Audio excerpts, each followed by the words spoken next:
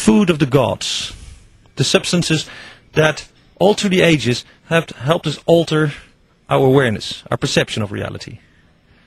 Terence McKenna is a writer, a speaker, and in fact an activist. And what's your feeling when I say drugs? Well, drugs is a word which has polluted the well of language.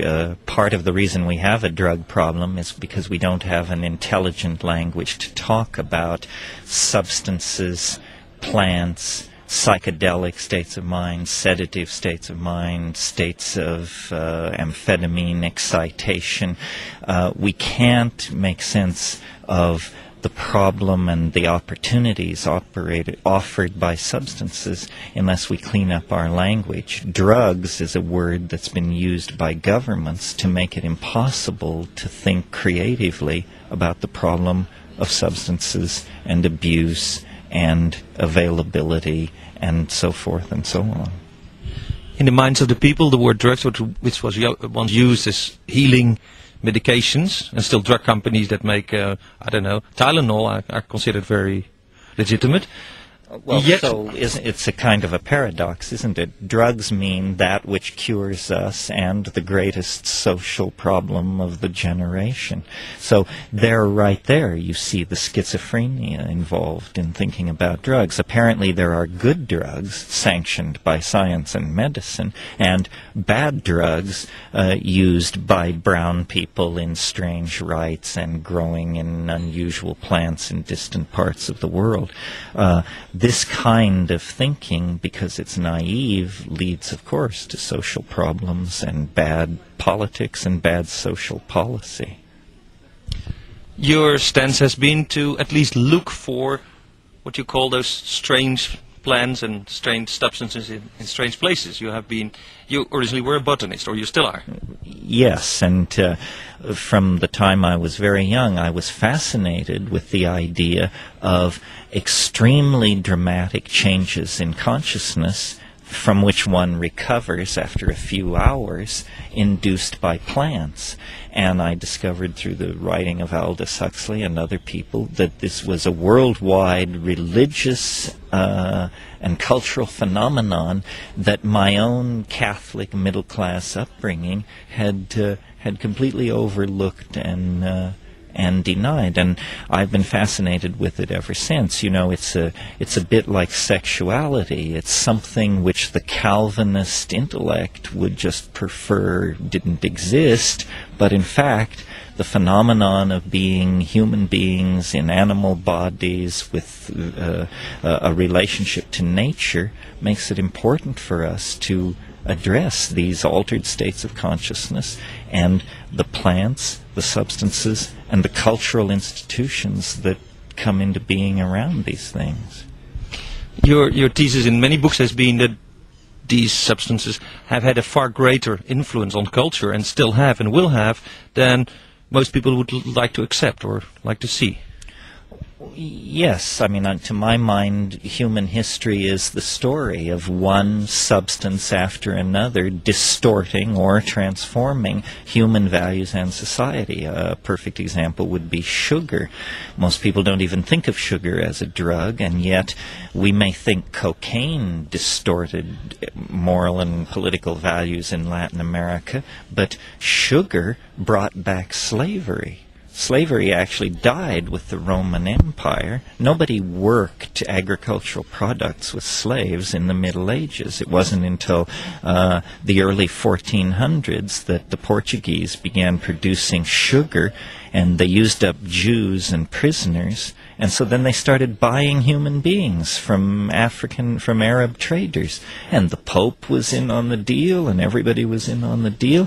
I mean, this is drug corruption of the central institutions of society on a massive scale.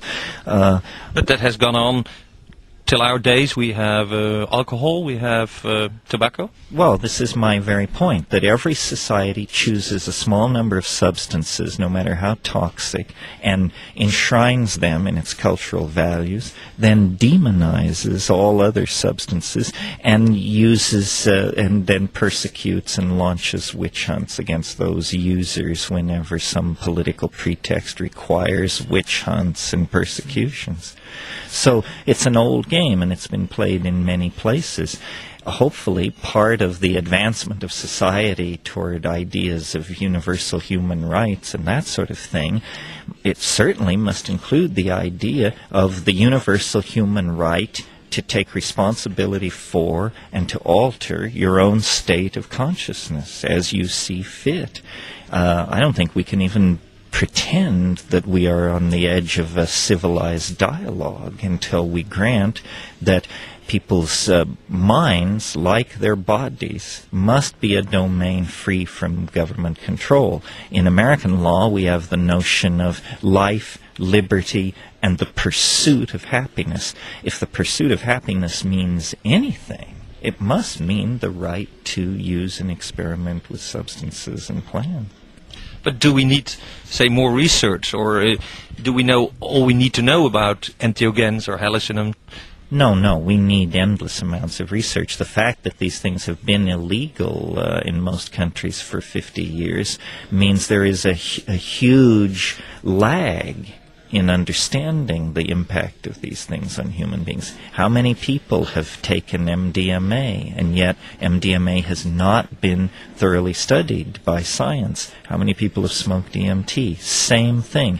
In a way, by making these drugs illegal, we're setting ourselves up for a potential catastrophe someday when some side effect is overlooked because the drugs were not rationally reviewed with an eye not toward keeping them out of the hands of the public, but with an eye toward public safety and educating the public in safe use of these things.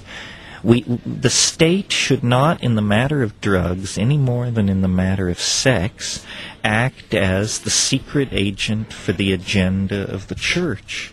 And that's what's happening. People want to stimulate themselves. They want to explore their consciousness. They want to sedate themselves.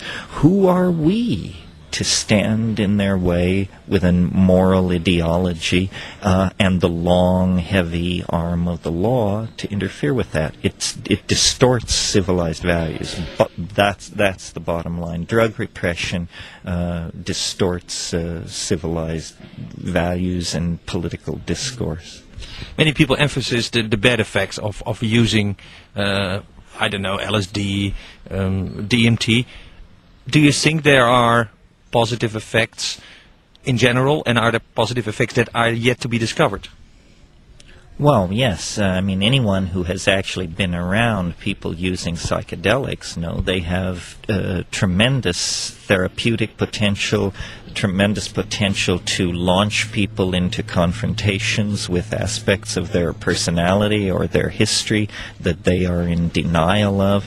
The people who hold that these psychedelic substances have no application have very little actual personal experience with them. It's the old story of my mind is made up, don't confuse me with facts.